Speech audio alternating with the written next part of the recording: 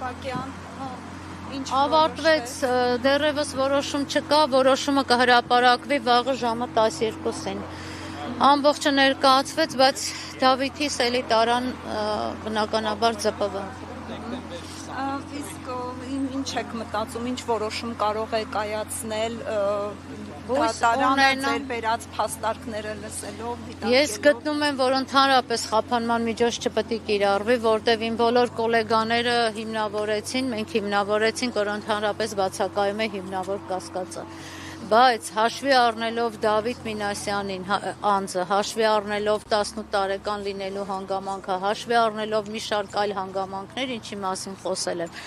միջնորդել ենք նաև այլընտրանքային խափանման միջոցներ։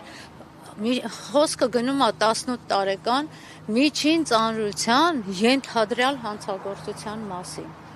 Որևէ փաստական տվյալ, որը կարող էր դատարանին համոզել, որ Դավիթ Մինասյանը կատարել է իրեն մեղսագրվող արարքը, կամ մնալով ազատության մեջ, եթե ընդունենք, որ նախաքննության դեռևս սկզբնական փուլ է, նոր ակտիվ քննություն է գնալու, մնալով ազատության մեջ կարող է կատարել որևէ գործողություն, ընդ որում 3 հիմքներ մատնանշել էին, էլ փախուստ, էլ նոր հանցագործության կատարում, էլ անօրինական ազդեցություն, համենայն դեպս որևէ փաստական տվյալ չի ներկայացվել, բացարձակապես։ Իսկ Դավիթը իրեն ինչպես էր զգում։ Դավիթը արդեն տրամադրությունը բնականաբար լավ չէր, ես ասացի, չէ, շատ կիրթ, գրագետ, պայծառ տղա է, բայց ամեն դեպքում նա ընդամենը 18 տարեկան է, նոր է դարձել 18 տարեկան, չի էլ կողմնորոշվում, թե իր հետ ինչ է կատարվում, նոր ինձ հարցում է, բա հիմա ինձ ինչ են անելու, բա հիմա ինձ ուր են տանելու, չի էլ պատկերացնում, ինչ պետք է լինի իր հետ, անկեղծ ես Դավիթին նայում եմ ու չգիտեի, ասում եմ, խնդրում եմ Դավիթ ջան, հույսով եմ վաղը արդեն տուն են գնալու, այս մի օրն էլ բալես դիմացի, անկեղծ եմ ասում, այդպես եմ իրան ճանապարհել։ Հիմա երևի թե մենք մի հատ կգնանք իրան կտեսնենք, որովհետև ամեն դեպքում աչքերում արյուն կար լցված, որը ինձ շատ մտահոգեց։ Հնարավոր է, որ նորից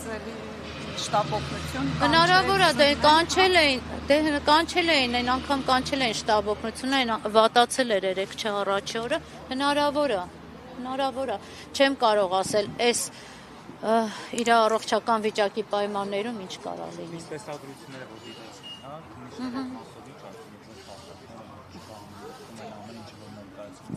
քննիչների Քննիչները դե իրանց ասածը պնդեցին, համենայն դեպս այն ինչը որ տեսանյութերով չէր հիմնավորվել եւ մեզ համար տեսանելի չի։ Քննիչը նշում է, որ կոնկրետ հարված ա եղել եւ հարվածը դիպել է գործադիր իշխանության ներկայացուցիչին։ Համենայն դեպս դուք բոլորդ եք տեսել այդ տեսանյութերը, բաց աղբյուրներում առկա է։ Կա, դուք տեսել եք։ Հարված տեսել եք, հարված, որը կպել է ինչ-որ անձնավորությամբ, տեսել եք նման բան։ Մենք եւ մյուս տեսաերիզները զննեցին, որտեղ երևում է հենց ամենասկզբից, ոնց են Դավիթին հրում, ինչից հետո է այդ ամեն ինչը առաջանում, ոնց է Դավիթը ընկնում։ Ես ասեցի նախորդի, որ անգամ Դավիթին հարվածելու հանգամանքն էին փորձում շղթել։ Քննիչները տեսան, որ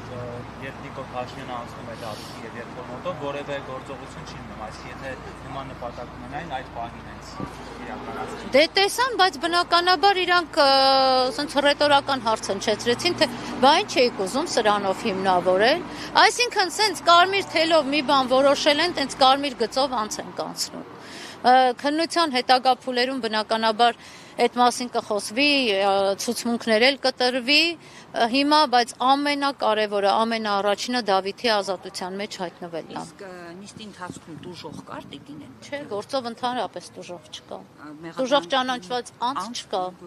Չէ, հենց այդ փաստաբաններով դա ենք փորձում հիմնավորել, որ այն հանցակազմը, ինչը որ դուք նկարագրում եք, պետքա գործով տուժող լինի։ Այս տուժող ճանաչված անձ չկա։ Շնորհակալություն, շնորհակալ եմ։ Այո, վաղը 12-ին։